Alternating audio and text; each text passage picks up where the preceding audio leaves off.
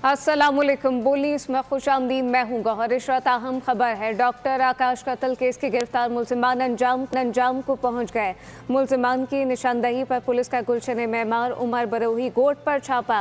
मुलजिमान के साथियों की फायरिंग से सुरेश, रामचंद और अनिल मारे गए हैं। पुलिस के मुताबिक फायरिंग के तबादले में पुलिस जवान भी जख्मी हो गया। तफसीलात क्या है, मोहम्मद काशान से जानते हैं। जी काशान। जी बिल्कुल, देखें, स्पेशल इन्वेस्टिगेशन यूनिट ने गुलशन मेमार में हलाक होने वाले मुबैना मुकाबले की तफसीलात जो है वो जारी करी है, जिनमें मुलजिमान मारे गए।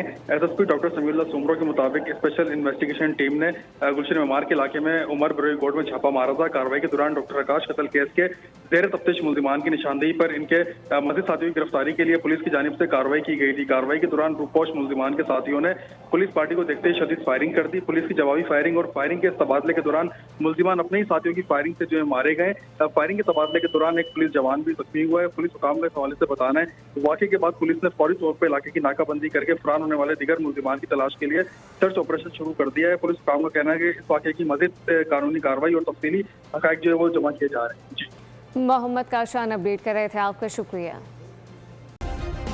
सब्सक्राइब करें और बेल दबाएं ताकि कोई खबर रह न जाए।